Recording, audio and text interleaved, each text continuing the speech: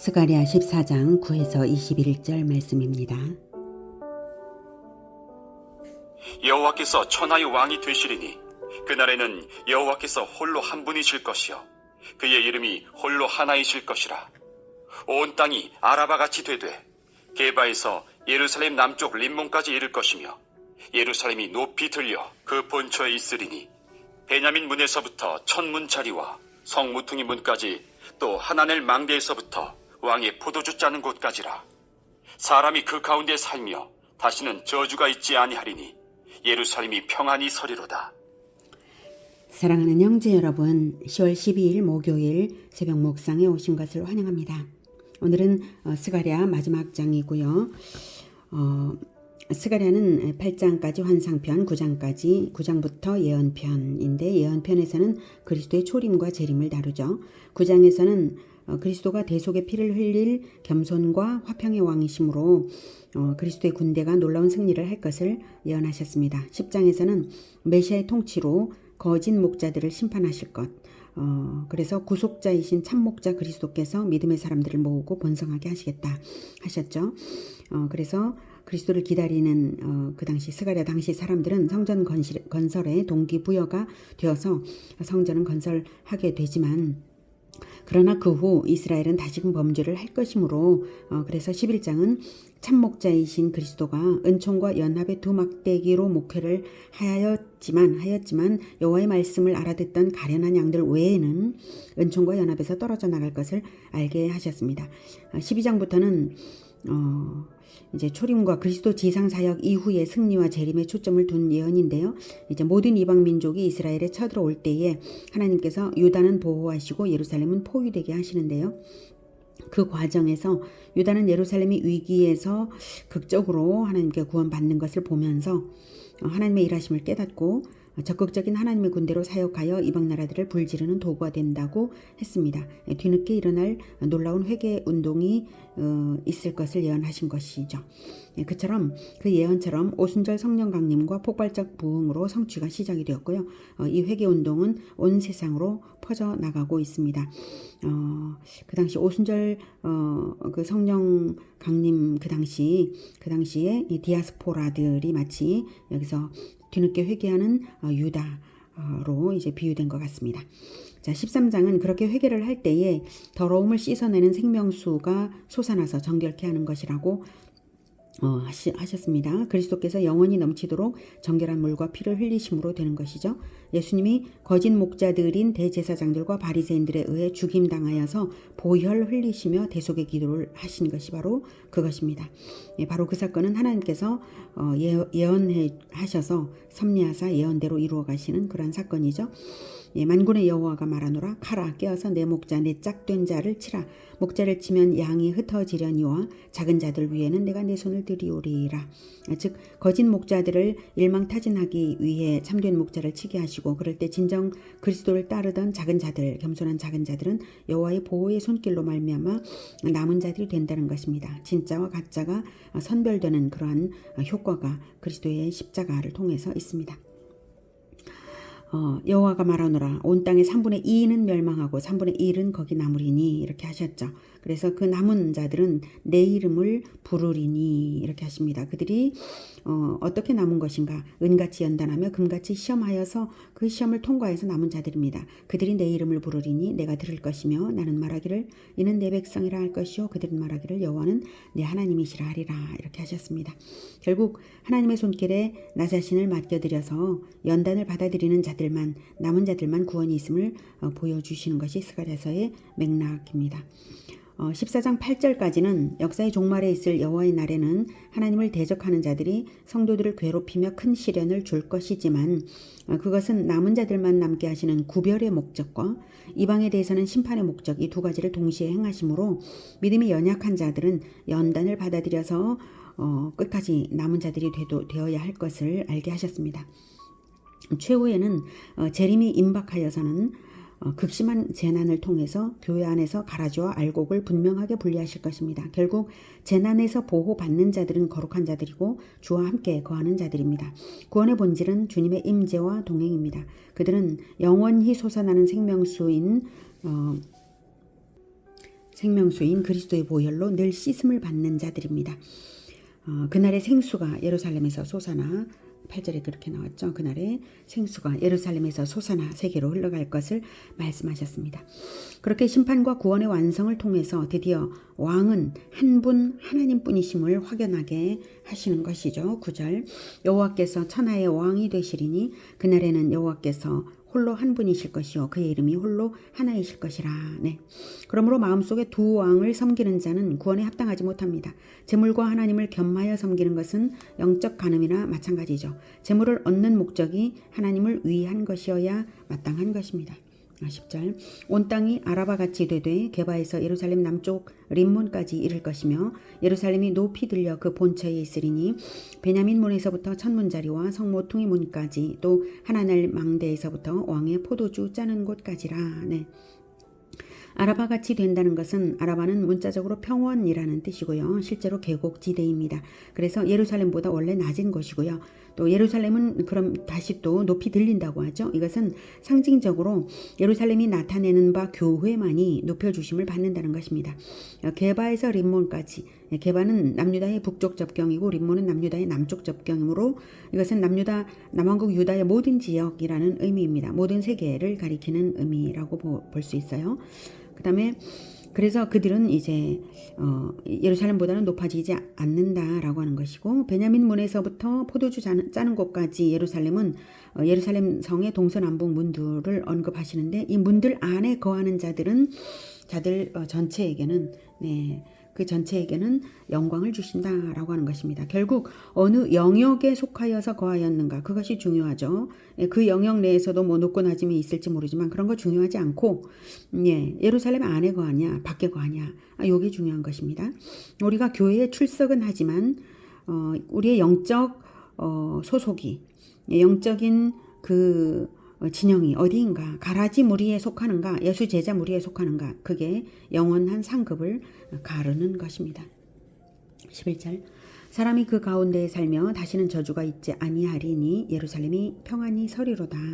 네, 하나님이 왕이 되심으로 말미암아 완전한 평화와 평안이 성취됩니다. 이것이 하나님 나라입니다. 그러므로 하나님 나라의 본질은 하나님이 왕이신가 내가 왕 행세를 하는가 이것으로 갈립니다. 네. 자, 12절부터는 예루살렘을 치는 이방에 대한 하나님의 심판입니다. 11절로 다 끝난 거 아니었어? 이렇게 생각하실 텐데요. 여호와의 날이 재림의 날만을 말하는 것이 아니라 초림부터 재림까지 포괄적 개념이라고 말씀드린 바가 있는데요. 그처럼 통찰을 주시기 위한 말씀입니다. 통찰로서 예언에서 본질을 찾아내면 시간적 흐름에 얽매이지 않고 어떤 삶을 살라는 메시지로 잘 알아듣게 됩니다. 12절부터 예루살렘을 친 모든 백성에게 여호와께서 내리실 재앙은 이러하니 곧 섰을 때에 그들의 살이 썩으며 그들의 눈동자가 눈구멍 속에서 썩으며 그들의 혀가 입속에서 썩을 것이요 그날에 여호와께서 그들을 크게 요란하게 하시리니 피차 손으로 붙잡으며 피차 손을 들어 칠 것이며 유다도 예루살렘에서 싸우리니 이때에 사방에 있는 이방 나라들의 보화 곧 금 은과 의복이 힘이 많이 모여질 것이요 또 말과 노새와 낙타와 나귀와 그 진에 있는 모든 가축에게 미칠 재앙도 그 재앙과 같으리라. 네, 12절에 예루살렘을 친 모든 백성에게 여호와께서 내리실 재앙은 이러하니 곧 섰을 때에 그들의 살이 썩으며 그들의 눈동자가 눈구멍 속에서 썩으며 그들의 혀가 입속에서 썩을 것이요. 자, 이것은 사람이 썩는 것은 시신이 되어야 썩는 거죠. 그런데 하나님의 심판으로 살아있는 채로 생살이 썩어 들어갈 것이라고 하십니다. 이런 벌을 받는 것은 그들의 몸이 예루살렘을 쳤고 눈이 예루살렘을 교만하게 봤고 혀가 예루살렘을 조롱했기 때문입니다. 거기에 메시지가 있는 것이죠. 자, 그 다음에 13절 그날에 여호와께서 그들을 크게 요란하게 하시리니 피차 손으로 붙잡으며 피차 손을 들어 칠 것이며 12절은 이제 자기가 행한 대로 갚음을 받는 그런 의미를 주셨다면 이번에는 이제 그들이 계획대로 결코 되지 않는다라는 의미예요. 하나님이 원수들을 혼란에 빠뜨려서 자기들끼리 동맹도 하고 그러지만 결국 자기들끼리 또 배반도 하면서 서로 죽일 것이라는 것입니다. 그 다음 14절 유다도 예루살렘에서 싸우리니 이때에 사방에 있는 이방 나라들의 보화 곧 금, 은, 의복이 심히 많이 모여질 것이요. 여기서 유다는 뒤늦게 회개하는 교회인 거죠. 그래서 앞서 모범을 보인 교회와 즉 예루살렘과 유다가 연합을 하여서 믿음의 싸움을 싸움으로 승리의 전리품이 많을 것이라는 뜻입니다. 오해하지 말아야 할 것은 우리에게 예수님은 물리력으로 싸우라는 명령을 하신 적이 없다는 사실입니다. 칼로 일어나면 칼로 망하는 것이죠. 그러므로 여기서 말하는 싸움은 그리스도의 군대로서 연합하여서 복음 전도의 싸움, 진리 싸움을 싸우는 것입니다.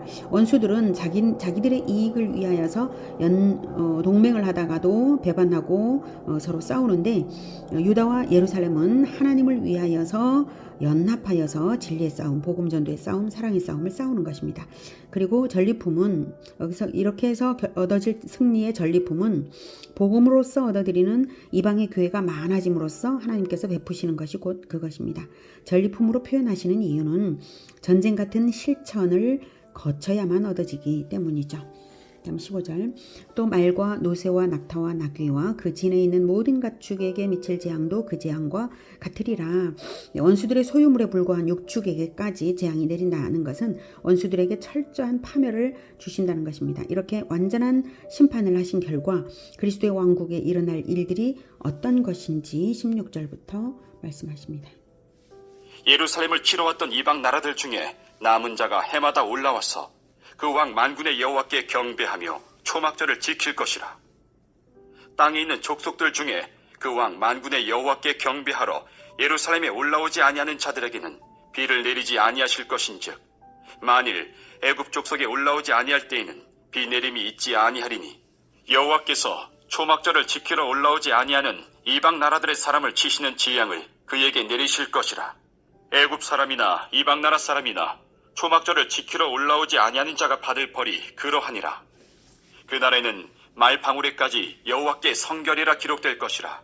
네, 자 19절까지로 먼저 끊겠습니다. 먼저 16절 예루살렘을 치러 왔던 이방 나라들 중에 남은 자가 해마다 올라와서 그 왕 만군의 여호와께 경배하며 초막절을 지킬 것이라. 네, 자 이렇게 복음 전도의 사랑의 전쟁의 결과가 이렇다는 것을 말씀하신 것이죠. 이방이 원통하게 굴복해서 이런 일이 벌어지는 것이 아니라 사랑의 복음을 알아들었으므로 여호와께 자발적으로 경배하기 위해 해마다 올라오게 된다는 것입니다. 그 경배하러 오는 자들도 이방의 남은 자들입니다. 결국 하나님께서는 어디서든지 이렇게 걸러내시는 작업을 역사 전체를 통해서 하고 계신 것이죠. 자 17절 땅에 있는 족속들 중에 그 왕 만군의 여호와께 경배하러 예루살렘에 올라오지 아니하는 자들에게는 비를 내리지 아니하실 것이라는 것은 비를 내리시고 복을 주시는 하나님께서 그렇게 하시겠다는 것이고요. 여호와를 경외하는 자는 축복의 비를 내려주신다라는 뜻으로 우리가 읽으면 됩니다. 자, 명색이 그리스도인이라면 복 주시는 하나님을 당연히 경외하는 태도를 늘 보여야 하는 것이지 마음으로만 믿으면 되는 것이 아닙니다. 반드시 행동화하라. 오지 않는 자는 비를 내리지 않는다라고 하는 것은 행동화하지 않는 자는 축복이 없다 이 뜻이죠. 자, 다음에 이제 20절부터 다시 듣겠습니다. 는 말방울에까지 여호와께 성결이라 기록될 것이라. 여호와의 전에 있는 모든 솥이 제단 앞 주발과 다름이 없을 것이니 예루살렘과 유다의 모든 솥이 만군의 여호와의 성물이 될 것인즉 제사 드리는 자가 와서 이 솥을 가져다가 그것으로 고기를 삶으리라. 그날에는 만군의 여호와의 전에 가나안 사람이 다시 있지 아니하리라. 네, 여호와께 성결이라는 말은 대제사장의 관 전면에 기록된 글자예요. 예. 그런데 그것이 말방울에까지 그것이 기록된다라고 하는 것은 성속의 구별이 없이 누구나가 여호와 하나님의 자녀로서의 정체성을 분명히 하고 살아갈 것이다. 또는 이제 만인 제사장 시대다라고 하는 것입니다. 제단 앞 주발도 나오죠. 제단 앞 주발과 다름이 없다. 제단 앞 주발은 제단 위에 뿌려지는 희생 제물의 피를 담는 그릇인데요. 여호와의 전에 있는 모든 솥 그러니까 일반적으로 이제 일반 백성들에게 이렇게 음식을 주기 위해서도 사용하는 모든 솥, 그런 하나님과 그렇지만 여호와의 전에 있는 것, 그러니까 하나님과 교통하는 모든 자들이 마치 보혈을 담은 그릇과 같은 존재가 된다라는 것입니다. 이것이 마찬가지로 성속의 구별 없이, 지위의 구별 없이 보혈의 은혜 충만한 자들이 될 것이라는 것입니다. 네, 21절 예루살렘과 유다의 모든 솥이 만군의 여호와의 성물이 될 것인즉 제사 드리는 자가 와서 이 솥을 가져다가 그것으로 고기를 삶으리라. 그러니까 이 성전에 있었던 솥만 아니라 예루살렘과 유다의 모든 솥까지예요. 전체가 성물이 될 것이다. 자, 그날에는 만군의 여호와의 전에 가나안 사람이 다시 있지 아니하리라. 네, 만인 제사장 시대라는 것을 말씀하시는 것입니다. 누구나가 제사장적 사명을 받아들여 수행하면 제사장적 존재가 되는 것입니다. 삶 그 자체가 예배가 되면 우리가 예배 인도자가 되는 것이고, 내 입술이 예수님의 입술처럼 되면 일상이 설교가 되는 것입니다. 그럴 때에 우리 주변이 다 하나님의 진리를 깨달아 알므로 만군의 여호와의 전에 껍데기 신자들이 있을 수 없다는 것이죠. 오늘은 하나님이 행하시는 구원의 최종 완성은 완전한 임마누엘의 성취로서 만인 제사장적 시대가 될 것을 알게 하셨습니다. 구원의 본질은 하나님과의 교통이고요. 구원받은 증거는 제사장적 존재로 보혈의 복음으로서 살며 하나님을 경외하는 것입니다. 성전의 보혈 그릇처럼 살 때에 우리를 치러 왔던 자들이 오히려 하나님의 백성이 되는 기적을 하나님께서 이루실 것입니다. 우리 모두 보혈 그릇처럼 살아가도록 하나님의 인도하심과 주장하심을 기원합니다. 기도하겠습니다. 하나님께서는 남은 자들을 남기시기 위해서, 남을 자들을 남기시기 위해서 연단도 주시고 인도하고 계십니다. 우리 모두가 끝까지 그 남은 자들이 되길 간절히 원합니다. 만인 제사장 시대를 열게 하시니 감사합니다. 우리 모두가 보혈의 그릇처럼 하나님께 쓰임받기를 간절히 원합니다. 늘 입술을 열면 예수님을 전하고, 그리고 우리가 행하는 모든 것이 하나님께 참된 삶의 예배가 되도록 주님 도와주시옵소서. 예수 그리스도 이름으로 기도드립니다. 아멘. 이어지는 시간은 개인 기도 시간입니다.